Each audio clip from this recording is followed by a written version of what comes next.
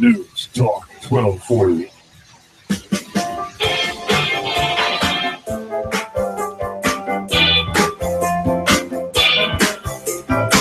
I've been thinking about a concept that is not new, nothing is, but I've been thinking about this idea about how and why people keep dying, really. This is Digital Drive. I'm your host, Russell. We're talking about technology and quite a heck of a bit more now. We're going to be talking about, we're going to be talking about very, not really complex subjects, but subjects which become very complex when discussed in any sort of way, really, because it starts out really simple and then becomes extremely complex, which generally is the idea is, why do we keep having all these conflicts, right? I mean, we think about conflict as arising for political reasons, and 9 times out of 10 that is true, but material has to be had, right? Somebody has to be making these things. It's not like in the old Soviet where an AK-47 was made by somebody in a factory because that person was assigned to that factory, right? It doesn't work that way, and that's part of why there are so many AK-47s in existence, is because all these different little satellites, the GDRs and the USSR itself, had factories, state-owned factories, producing all these AK-47s, and eventually in the 1970s, AK-74s and the Makarov handguns and the Tokarevs and the STGs. No, sorry, not the STGs. The SVT-40s and the Mosin Nagants and the SKSs and all those fun Soviet bloc weapons, which we now enjoy in our capitalist pig society. So we have fun with them now, but they were serious business back then, and kind of still are, depending on where you live. But these were all produced in factories that were housed with that housed just peasants in the in the sense of in the old Soviets. That's not how it is here. Weapons in the United States and really everywhere else in the world these days are made by companies, which of course profit off of the sale of these weapons. Now, that in and of itself is not a bad thing. And I don't think I'm originating this idea, but a good friend of mine at church and I were talking about this yesterday, and it's sort of something that I hadn't really thought of before, and it's really a big subject that's not really discussed very often. So let's think about it this way. If you own a company, it's in your best interest to make sure there's a bunch of warm bodies still buying your stuff, right? Sure. It's in your best interest to make sure that there are a bunch of people still alive, still buying your things, which is why world destruction is incredibly unlikely, because there are too many people making too much money off of people existing. So world destruction is kind of unlikely. That's assuming that all these things are at the whim of some politician with a bad toupee. Still, let's continue. So let's say you own a company like Google. Google's a big company. Google pulls in billions of dollars in revenue, and Google's huge too. And Google's not very old. That's kind of the funny thing. Google's only been around since 1998. It's younger than I am, and that's saying something. So Google is, sometimes it's actually younger than our younger siblings, and that's just weird to think about. Well, nevertheless, Google is still pulling in tons of money. Now, Google's business is you. You are Google's business. Okay, specifically, Google sells ads. All right. Google's an ad company. Secondarily, it also happens to be a lead innovator in search engine technology, but Google is an ad company. No bones about it. They admit it over there. It's an ad company, and there's no getting around that, and that's fine. I'm not critiquing any of these things. Google is an ad company. Google also is a telemetry sales company, meaning that Google sells your information to advertisers, and then those advertisers know how to better market to you, to me, to us as Americans, and around the world too. And again, that's fine because you consent to it when you use Google, and that's just how it is. Well, Google depends on you still existing. Think about it this way. A artillery strike somewhere in the Middle East basically wipes out an entire test market. So yeah, it's in Google's best interest that you stay alive. So Google now can't really make money if you die. So what does Google do to ensure that Google still makes money even after you die, or during your death, I guess? Google invests in a company like Boston Dynamics, which invents and manufactures robots for war.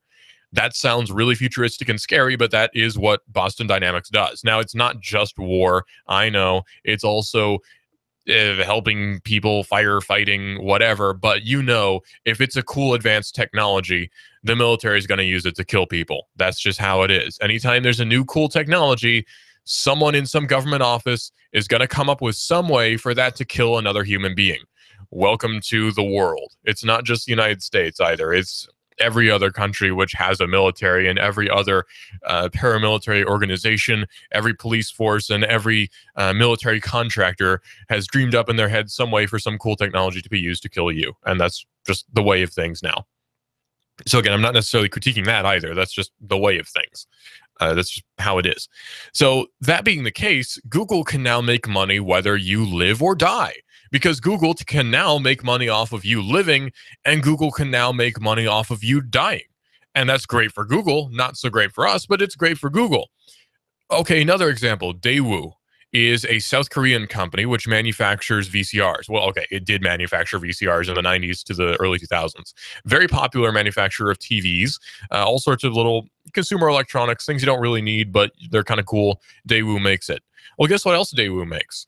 Daewoo makes the service rifle of the South Korean military. Yeah, if the South Koreans shoot somebody, it's with a Daewoo rifle. So Daewoo makes money whether you live or die. And again, this is not a critique of that system. That's just how it is.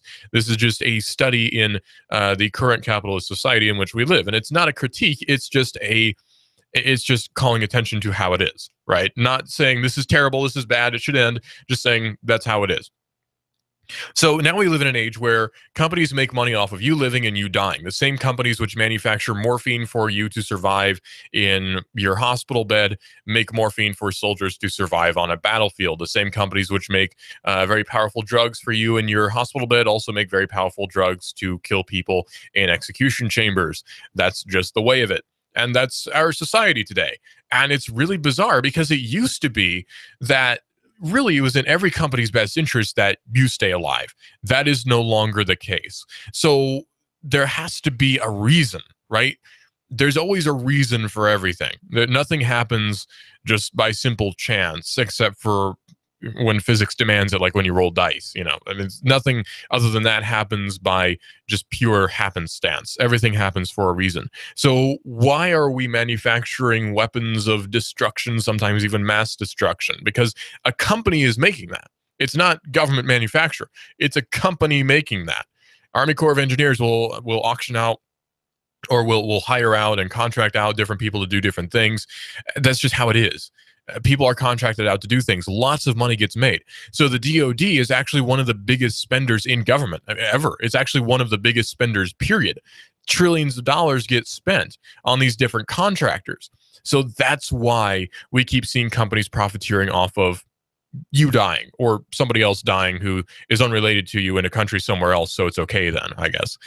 Companies profiteer off of life and death, and that is the nature of it. So the only reason really that companies are making weapons is because there's a market for it. And the only reason there's a market for it is because the DoD is spending tons of money for there to be a market for it. That's it. The DoD creates that market. That is the military-industrial complex that Eisenhower warned us about. And I'm not necessarily critiquing that process. Obviously, it's not immoral to manufacture weapons. Despite what Pope Francis may think, I disagree. It's not immoral to manufacture weapons because, face facts, we live in a violent world. We have to defend ourselves. The best way to defend ourselves is with weapons. And yes, weapons can be used to be violent unnecessarily against other human beings. Just as I can stab you to death with a screwdriver, I can also build the next big invention with it too. That's just the nature of the world. Tools are incredibly neutral things. Intent is much more important than the tools used to commit an act. That's just, again, the nature of this world that we live in. So the market is basically created by government now. The DoD creates that market for these weapons. I think about Boeing, too. Boeing is a company which makes all sorts of different airliners, which we fly on every day. Hundreds, millions of us fly in these different airplanes to get from place to place. And they also make, fighter jets, which blow up people somewhere else. So again, that's not necessarily wrong, but that is, again, how it is. And they only make these things because there are government contracts for them to make them. So the basic principle, which I tend to adhere to, is as soon as government gets involved, things become terrible.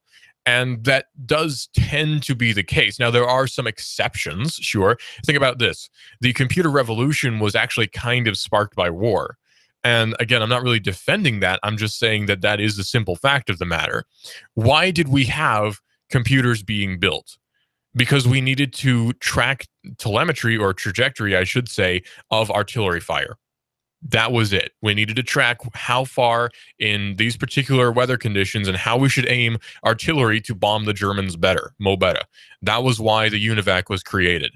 Because otherwise it was, I think, 63,000 brain hours, human brain hours, to calculate that for one weather condition. Yeah. So we built computers with highly inefficient vacuum tubes back in the day.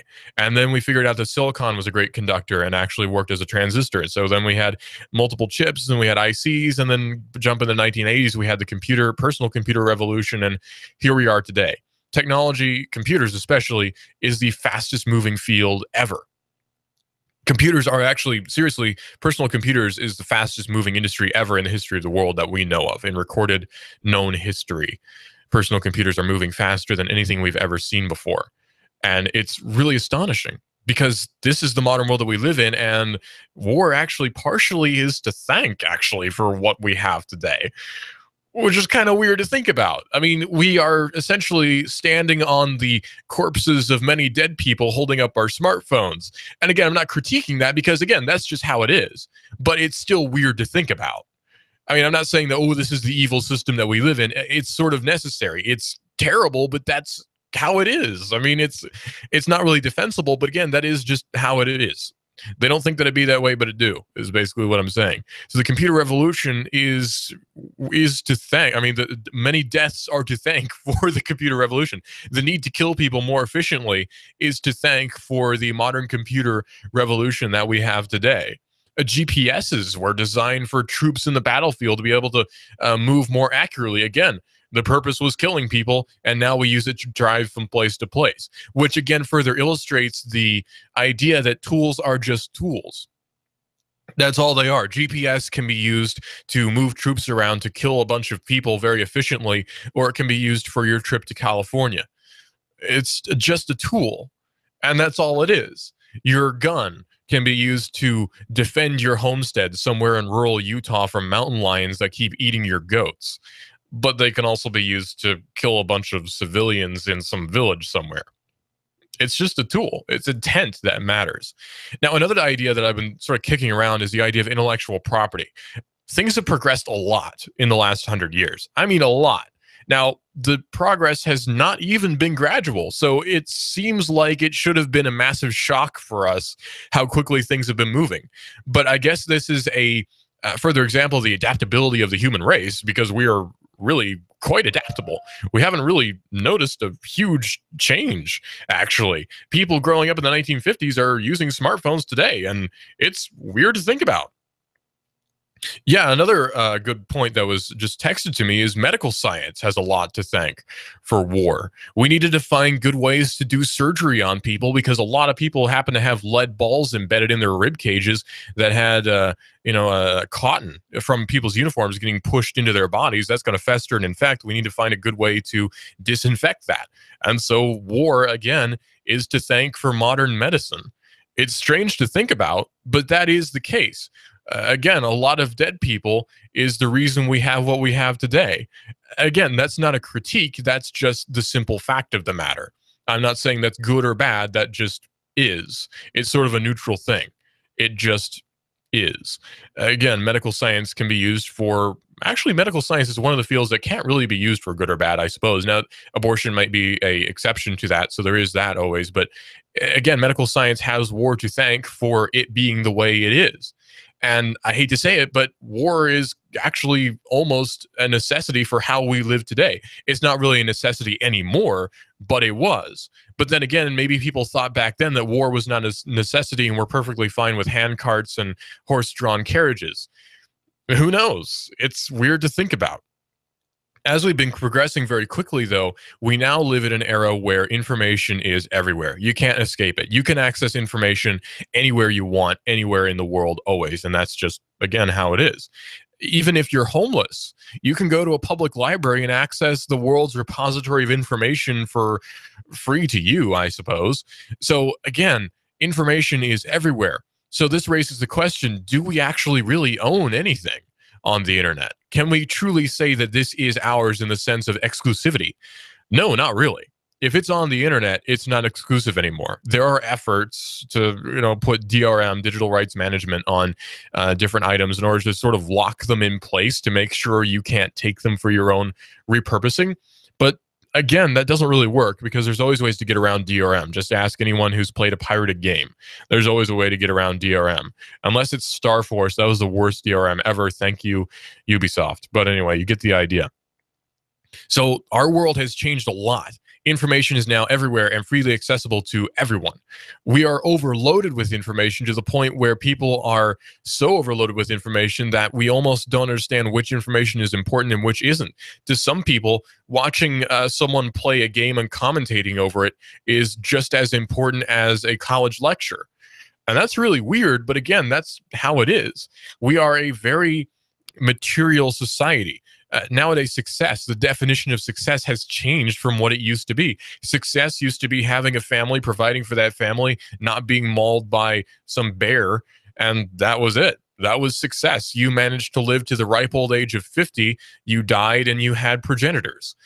Congratulations, you're successful. Nowadays, it's just a given. You're going to live to 85 given you don't get cancer or something, and you're probably not going to have kids. You might not want to. That's your choice, right? So you don't have a successor. You continue on, and you are successful because you own a fast car, you've got your student loans paid off, and you have a nice apartment somewhere downtown that has a view of the river. That's success in the modern definition. Well, at least in the modern worldly definition. We could get into spiritual success. That's a whole nother topic for a whole nother day. Not really something I'm prepared to get into. And you're going to have a different definition of it. I'm not going to convince you either way. So why bother, right? Things have changed so much, though. So now we have the point where information is free to the point where information isn't really owned by anyone anymore when it comes right down to the internet, because there is no truly owning exclusively info on the internet. You can't do it. You can't say this is a secret, here it is. It doesn't work. So on the internet, nothing is exclusive anymore. It's all open. It's free for the taking. It is the ultimate open society. It's public domain. So you can try all day to put locks on it or whatever, but there's always a way for it to get out there, legal or not. They might say that, oh, well, that goes against the Digital Millennium Copyright Act. Okay, fine, but it's still there. You still have it. It still exists. It's in your hands. Thus, it is free and open source, essentially. Even things which are so-called closed source are now free and open source. And it's really bizarre to think about that that's never happened before. Ever in the history of humanity, we live in a very unique time. It's not like, say, from the 1800 to 1850, things changed drastically, because they kind of didn't. I mean, to some degree, but they wouldn't say this is a different world now than it was 20 years ago, because it kind of wasn't. How weird is that? I mean, yeah, sir, maybe some countries existed that didn't before, but our basic way of living hadn't changed. Now it has. Things are not the same today that they were 20 years ago. We can definitively state that. That is a fact. We don't live the same way that we did 20 years ago. Everything has changed. Everything is different. Nothing's ever going to be the same again. And that's going to continue to be true. 20 years from now, we'll probably be saying the same thing. 20 years after that, we'll probably be saying the same thing. Our method of doing everything is different. Nothing's the same as it was in the 1980s. Really, nothing at all. Navigation, communication, travel, nothing's the same. I can't think of anything at all that is actually exactly the same as it was, except for maybe writing. There are some different examples, but technologically speaking, we are in a completely unique time. And it's really exciting because people like to talk about how bad things are now. Oh, look at how terrible everything is. But maybe focusing on the positive will bring us forward more than it will hold us back. This is Digital Drive. I'm your host, Russell, here on Hot News Talk Radio, AM 1240. Thanks for bearing with my rant there. We're going to talk more about technology here in just a few seconds, right here, Hot News Talk Radio. This is a mob mode. This is the mob mode. What kind of fool do you think I am? You think I know nothing about You give us 12 minutes and 40 seconds, we'll give you Chattanooga and the world. Fox News Talk 1240. Sky Aerial Services uses advanced drone technology to give you a better perspective and depth of your property and project. We offer aerial photography and video for your business, farm, home, or advertising campaigns, as well as editing services to complete the experience. Call us at 423-521-0284 and see how we can help you tell your story about your business, property, or project. We work with real estate professionals, both commercial and residential, developers, engineer inspectors, surveyors, ad agencies, auto and boat dealers, mapping services, insurance inspectors, corporate marketing, charity events, weddings, and photographers. Our consultation is free. Call 423-521-0284. That's 423-521-0284, or visit our website, skyaerialservices.com. Sky Aerial Services. The sky is our limit. Here you are, working to keep your customers happy and to manage your cash flow. IRS problems are the last thing you need, but here they are, flapping about you like vultures. Get help from Eric Pelton and his team of accountants at E.J. Pelton Company. Audits, letters, proposed return changes, 1099s, penalty threats. Pelton Tax Resolution Services brings peace of mind and helps you keep more of what you've earned. EJPelton.com. Offices on Brainerd Road and in Soddy Daisy, just north of the Bilo. That's E.J. Pelton. Call 622-3156. Think ahead, 622-3156. We've got a table here at Delia's in Soddy Daisy, ready to delight in a plate of authentic Mexican food. Delia's spreads a rich selection, loaded nachos, crazy chicken, homemade tamales, maybe the enchiladas with beef, chicken, pork, quesadillas. Every dish beautifully pictured on the menu to help us decide. Join us for lunch or dinner. We're at Delia's in Soddy Daisy on Dayton Pike near the Thrasher Light. Here's dinner. Delia's uses the freshest ingredients, cooked to perfection. Nachos, homemade. Delia's open every day except the Lord's Day. For lunch and dinner, treat yourself to Delia's genuine Mexican food. In Soddy, call 521-7145. That's 521-7145. Hi, I'm Rebecca Costa, host of the Costa Report, every Sunday at 9 a.m. My guest this week is the scientist who put global warming on the map and who has recently come out with his most alarming forecast yet. Dr. James Hansen will be here to put the question of climate change to rest once and for all. Don't miss James Hansen this Sunday at 9 a.m. on the Costa Report, right here on AM 1240, Hot News Talk Radio. This is America Now with Meghan McCain. Al Gore running is crazy. You're flying around in your private jet all over the world, and you want average Americans to care about the environment. Don't you think you should be doing your part as well? Meghan McCain, weekdays at 7 p.m. You give us 12 minutes and 40 seconds, we'll give you Chattanooga and the world. Fox News Talk 1240. Hi, I'm David Tulis, inviting you to make the move with me 9 to 11 a.m. weekdays here at AM 1240 Hot News Talk Radio. The David Tulis Show, featuring Nooganomics.com for Chattanooga and beyond. 9 to 11 a.m. weekdays. Hot News Talk 1240.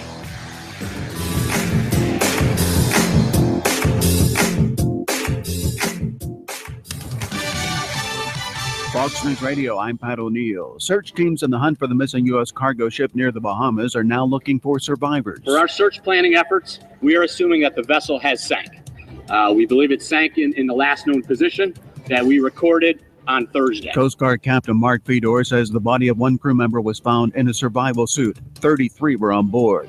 Victims of Bernie Madoff's Ponzi scheme not getting any sympathy from the Supreme Court. They were seeking inflation or interest adjustments. An appeals court rejected the argument, and the U.S. Supreme Court has said it will not take up the case, effectively ending a legal battle that has delayed $1.2 billion from being dispersed to former Madoff customers. Fox Radio's Jared Alpern. Europe's border agency wants to bring in more guards to help identify migrants. Some 420,000 people from war-torn nations have arrived in Europe so far this year.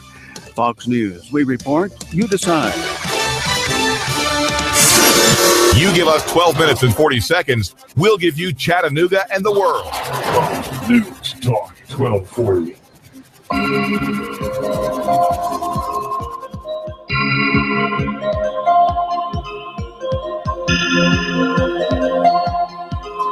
Atrocities abound in the world of tech, and one of which is actually not a terrible atrocity in the sense that nobody's dying from it. At least I hope not, anyway. Volkswagen. Yeah, the whole Volkswagen scandal. This is Digital Drive. I'm your host, Russell. We're talking about technology and quite a whole heck of a lot more. We're talking about existentialism, LSD, the search for self, and all sorts of other fun things. No, actually. And we just got word, by the way, that there was a explosion near a Russian embassy. I believe this embassy was in Russia. Power has apparently been cut. So I'll bring you more updates on that as they come about. Obviously, you know, civilians die. Nationality doesn't particularly matter. It's a tragedy either way. So we'll bring you more updates on that as they become available right here on Hot News Talk Radio AM 1240 and hotnewstalkradio.com. So again, I'm trying to get more info on that right now. Obviously, we're relying on Google for the minute until we can get an official wire coming in. But it appears now that in the news, there has been some sort of explosion near a Russian embassy. Here we go. This is just now coming in. Kabul, which is in, I believe, Pakistan, has been hit by twin Afghanistan, not Pakistan, pardon. Multiple media sources, according to Value Walk, are reporting that there have been at least 2 major explosions in Kabul, Afghanistan today. Initial reports are that they were suicide bomb attacks in the area of the Russian embassy. There are multiple injuries and probable fatalities, I should say, but no official government source has been cemented yet. And police and emergency vehicles are cordoning off the area. We just got word too, I read on Twitter anyway, that power had been cut.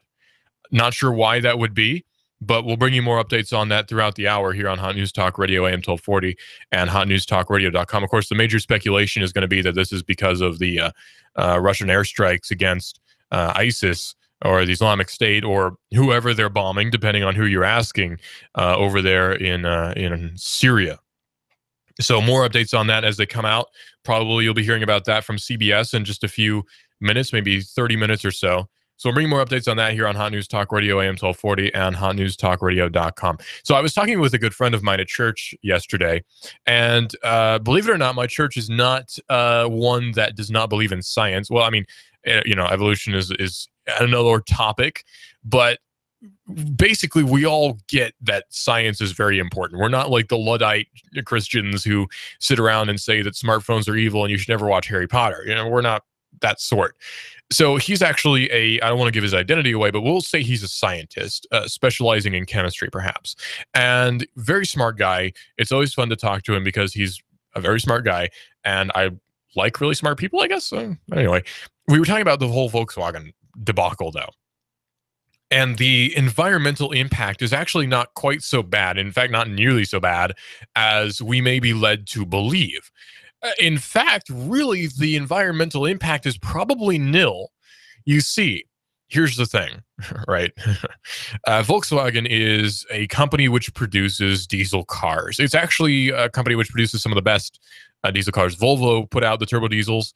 I don't know if they still do, but they were good cars. The Volvo turbo diesels were certainly excellent cars, fun little station wagons, and you have it. But Volkswagen put out and still puts out very good diesel cars that really the Americans can't compete with, simply because they would cost way too much to produce. Probably taxes would come in and yada, yada, you get it. Well, the problem that we've come into now is not really emissions. There's not really an environmental impact to this. That's the thing. At least not to the degree which you'd be led to believe. Diesel engines nowadays are really actually very efficient. It's not the 1970s anymore, or even the 20s, where diesel engines were constantly putting out soot and smoke and smog and all these different things. Diesel engines are really actually very efficient. So we're not really seeing that out of diesel cars. You don't see a Volkswagen Passat driving down the street with soot pouring out of it, because it's actually really efficient. It's burning off all that carbon. What is soot anyway? It's just unburned carbon. Fossil fuels, right? i.e. carbon. So diesel is very highly carbon based. It's a fossil fuel. That's just how it is. So when it burns, it's burning pretty much all the carbon. All you have left is CO2, carbon dioxide. So you have CO2 that's left. And that is not in and of itself wonderful for the environment, but it's certainly not as bad as tons of smoke pouring out. And it's actually cleaner than a gasoline car, which we are all driving. So really, what's the impact so far as the environment goes? There's not really any. Now, the problem is not the environmental impact. The EPA could care less, probably, or couldn't care less, I should say, about the environmental impact of the Volkswagen Passat. The EPA actually doesn't particularly care about the environment. The EPA cares about taxing the crap out of you, because that's what the EPA does. It's a tax enforcement agency, not nearly so much an environmental protection agency, but that's a whole nother topic for a whole nother day. Again, government gets involved in something, it goes to pot. And actually, it doesn't go to pot, depending, because they haven't legalized that yet, but whatevs. So, so that being the case now, the EPA is more upset that they were lied to, and also very upset that people are driving cars which don't have special EPA settings on them. Yeah, the EPA is upset that they were lied to, or it was lied to by Volkswagen. And that is a big deal. Obviously, companies shouldn't lie. We get that. It's not good. It's not great. There's nothing really defensible about lying to any entity. It's not really protecting anyone to lie to this entity. So there's not really in defending that. I get that. The real damage, though, is monetary, because now these Volkswagen cars lost a lot of value, right? Because you take them back to trade them in, they've lost a lot of value just in the last, month. It's not like you take a car to trade it in and it's still, maybe it's worth about $10,000 or whatever. We could be talking about cars that are worth half what they were before, simply because of this whole recall problem. Now, that's an exaggerated number, I hope, but that is potentially the case. And there's also the fines to keep in mind. So the consumer, the person who bought the car, has now lost money. Just plain and simple, boom, that money is gone thanks to Volkswagen lying to the EPA. So it's in your best interest now to make sure that these cars don't get traded in. Maybe you sell it to a private person for more than you get if you traded it in. Somebody who understands that there's actually not a whole lot of environmental impact to this, doesn't really care about that. Fine.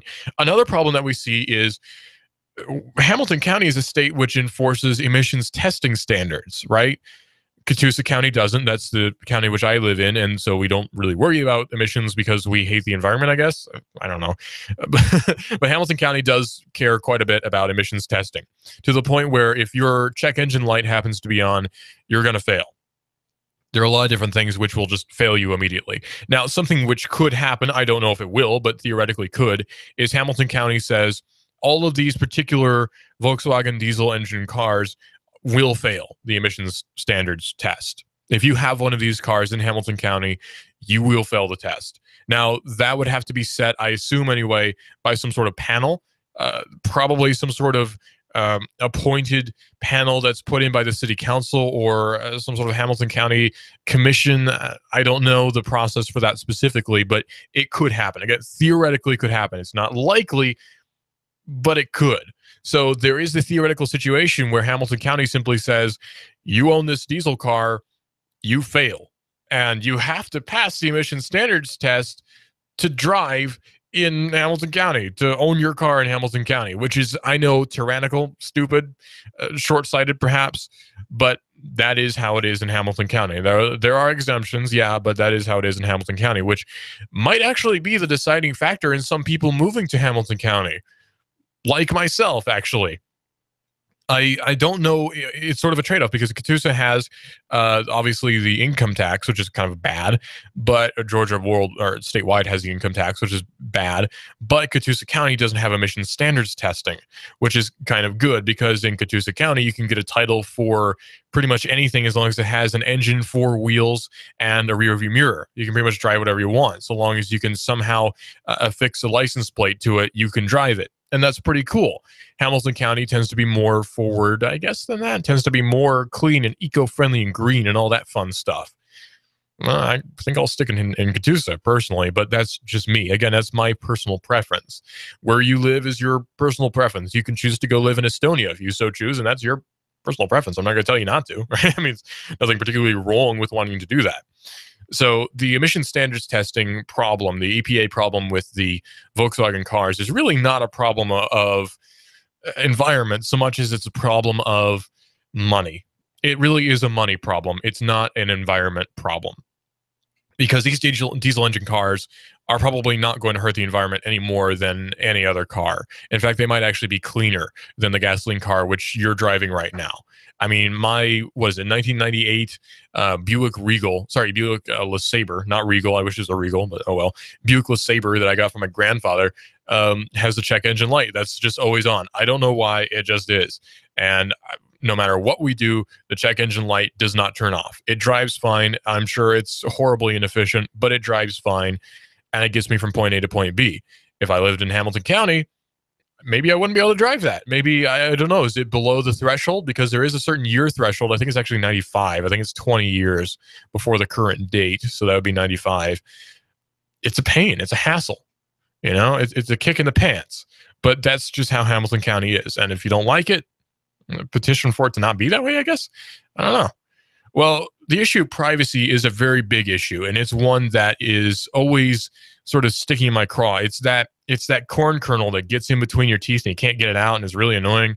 Makes you never want to eat popcorn again, and it makes you think, why did I ever do that? But privacy is that issue that's always sticking there, and it's very annoying.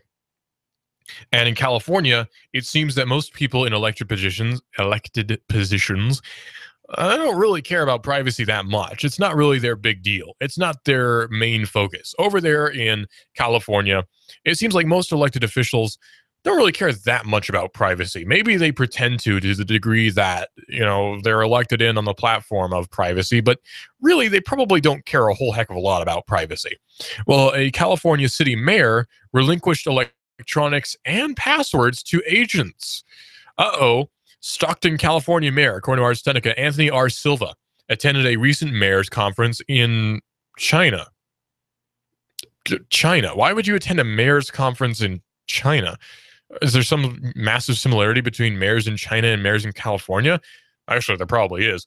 But his return trip took a bit longer than usual. At the San Francisco International Airport this week, agents with the Department of Homeland Security, oh boy, detained Silva, a mayor of this city in California. They detained him and confiscated his personal cell phone, among other electronics. According to comments from the mayor, that may not even be the most alarming part. Now, hold on a sec. You're the mayor of a town in California. Now, maybe they don't know that. I don't know. It might have been a random flag. But you're the mayor of a town in California. You're not likely to be a domestic terrorist. I doubt he's going to suddenly say, you know, Allah is the true God, Muhammad is his prophet, and he explodes. You know, I kind of doubt that. Or he's going to say, separate Ireland from the British and explode. I kind of doubt that. So, whatever. Unfortunately, he says, they were not willing or able to produce a search warrant or any court documents suggesting they had a legal right to take my property. That's what Mayor Silva told SF-Gate. So in addition, they were persistent about requiring my passwords for all devices. Now, if you remember a recent Supreme Court decision, you know that you don't have to give your password to anyone because that's intellectual property. Essentially, it's your IP. You own that. You can't be forced to give up your own property, so they can't get that information from you. Even with a warrant, they can't get a warrant for mental information that exists only in your head. Fortunately, not yet anyway.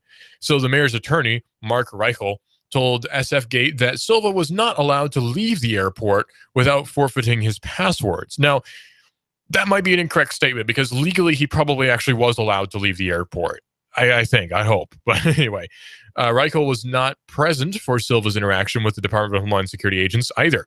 The mayor was told that he had no right for a lawyer to be present. What? And that being a U.S. citizen apparently did not entitle him, he says, and did not entitle me, I should say, to any rights that I probably thought, according to the paper. What? As of Friday, Silva has not yet received his property from the SFO detention. SF-Gate reports that Reichel contacted the U.S. Attorney's Office in Sacramento, but they would not comment on whether or not they still had his possessions. The paper also reached out to a spokesperson at U.S. Immigration and Customs Enforcement, or U.S. ICE, very inefficient organization, but that office also refused to comment. Ars Technica reached out to the mayor's office for any new info. They don't have it yet, but as soon as they do, I'll let you know. So here's the problem here. We're not talking about, oh, well, California has draconian laws when it comes to privacy. No, this is actually federal jurisdiction. So the feds are entirely regulated by constitutional law. That's federal constitutional law. So we know that he, under the Fifth Amendment, did not have to give up his passwords. He doesn't have to tell them jack, essentially. So why then did they say that he had to? Well, law enforcement officers can lie to you. We know that. They can lie to you. So that could have entirely likely been the case, that the officers of the DHS were essentially lying to him. Authorities demanding access to a password-protected device has become a hot-button issue across the country, highlighted in particular by the federal government's ongoing battle with Silicon Valley over the lack of crypto backdoors in modern smartphones. You see, people in the federal agencies, most notably James Comey, director of the FBI, thinks that you shouldn't have access, or you shouldn't have the right, I should say, to encrypt your information on your phone. Essentially telling you that you don't have your own jurisdiction over your own information. The federal government has jurisdiction over your information and no one else. That's frightening to say the least, but it's also highly really expected. It's what you would think would happen coming out of the feds. So authorities demanding access to these different devices is nothing new. And at the end of last month, one U.S. district judge over in Pennsylvania ruled that forcing suspects to surrender their passwords was unconstitutional on Fifth Amendment grounds. But then again, you probably didn't need a federal judge to tell you that. Evidently, Silva was well aware of the situation and only had his concerns heightened by firsthand experience. So this is one of those things where you hear stories, but you don't really think it'll happen to you. Especially not to a mayor, somebody who's an elected official who probably has connections. You don't expect that to happen to someone like him. But it did. And that's scary, actually, come to think of it. That's kind of frightening that even elected officials are not protected. You'd think of anyone, of any class of citizen, an elected official would be slightly more protected than your average Joe. That shouldn't be the case, but it tends to be. And apparently not when it comes to DHS. So evidently Silva was well aware of the situation and only had his concerns heightened by the firsthand experience. Talking to SF Gate, he briefly compared the government battle on privacy to notorious dictatorships worldwide, saying this: "I think the American people should be extremely concerned about their personal rights and privacy," Silva told the newspaper.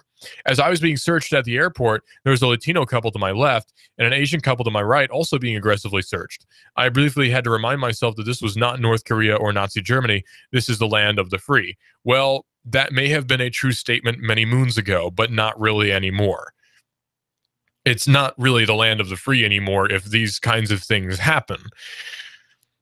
But then again, maybe it is. Let's think about it in different terms. It's not the land of the free because of government or because of military or what have you. It's the land of the free despite these institutions.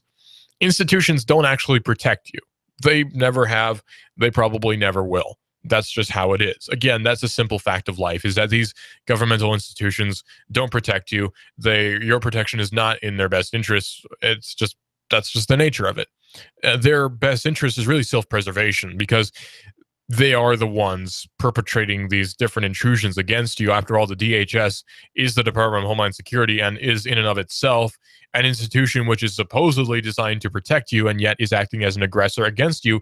Thus, we can from that discern and derive that the government is actually not there to help you. Wow, surprising. Maybe it originally was intended to, but it doesn't no more. Hey, surprise. Things get corrupted over time. Big whoop. Nobody's really surprised by that. So what do? I mean, you can complain, you can write a letter, you can say, hey, this is bad. That's not really going to fix anything, though, is it? I mean, we both know that. You know that, I know that, we all know that writing a letter to some congressman is not going to fix our problems, because it's too late for that, really. The situation is too far gone for any sort of even long-term solution, because it's too far gone. Again, we got to where we are now after hundreds of years, at least 200 years of decline, because that's what it is. As soon as a government is formed, it starts declining. Governments have half-lives. It's kind of like a radioactive isotope. It has a half-life. It will decay over time and cease to exist or change forms into something else, because you can't destroy energy. You can only convert it into something. Anyway, you get the idea. So what do you do then? Well, I think what a phrase which I have coined, and I haven't really coined it because you can use it all you like. It's open source. It's free and open source under GNU GPL, is controlled apathy. Because yes, government is terrible. Yes, the state is awful. No, we don't need it. But what do we do? Obviously, violence is not really a good solution. I couldn't in my right mind call for that, especially publicly. So what's the solution? Perhaps some introspection, some introvertedness, which I already have in spades. So some introvertedness is something that might actually help us out here, because we tend to be very extroverted in our view of the world, right? We think that everything revolves around some sort of institution somewhere, and it's holding everything together like the hot glue of the universe. And it's really not. What's holding everything together is simply many actually different processes that continue to exist. You may have a religious reason for thinking that. You may have a religious view on that. I do. You might not. But there's a big process that's holding everything together. It's not government, right? Because there is natural process. There's natural cycles. There's all sorts of natural things. And we like to attribute everything bad that happens, or even everything good that happens, depending on a state or an institution. When in actuality, we can get everything done and more without the help of these institutions, because we get most of everything done despite, not because of, the state. In the information of free society, or the information, the Society of Free Information, I should say, got it all backwards. In the Society of Free Information, we don't actually need institutions. It's just there. It exists. There are private servers housing everything we could ever want now. So we don't actually need the state. Wow. That's like the big realization. That's the big conspiracy, because really the big conspiracy kind of is the state. And I know that's wildly radical. That's very anarchistic, yes, but it's also, I think anyway, the truth. Sorry, I mean, that's just how it is. We live in an age where almost everything is private, so we don't actually need anything to be made public, I guess I should say, to be made an institution. Because really the institutionalized age is kind of passing. Yeah, you can have, say, socialized medicine or whatever, but we know there are good alternatives to these things. Yes, it's an option. No, it's not the most efficient option, because again, it's a false idea of a cycle that's going to continue. It won't, because again, thermodynamic laws kind of apply to economies too, because they say, well, it's a perfect cycle because the taxpayers put money into the tax system and the tax system pays for the healthcare, and so it's a perfect cycle. But really no, because there's being money lost somewhere. There's being money laundered somewhere. Someone's taking that money and using it somewhere else where they shouldn't be. People are kind of bad, and that's, again, a fact of life, is that people, if they can be corrupted, kind of will. There's not an example of the incorruptible person, except for, from my view, Christ, right? That's the only example. Everyone could be corrupted. Throw enough money in their face, they'll probably do whatever you want them to do. And so a institutionalized and centralized system is just asking for trouble. So if we decentralize these systems, maybe we can actually move forward as society. Radical idea, but hey, maybe it'll work. This is Digital Drive. I'm your host, Russell, here on Hot News Talk Radio, AM 1240 and hotnewstalkradio.com. Hey, check us out on the Hot News Cam. Maybe it's a bit late to tell you about that. The Hot News Cam here on Hot News Talk Radio, AM 1240. Just go to YouTube and then search for Hot News Talk Radio, and you can watch us streaming, hey, live. Clutch with Keon Rose is up next here on Hot News Talk Radio. This is a mob mode. This is the mob mode.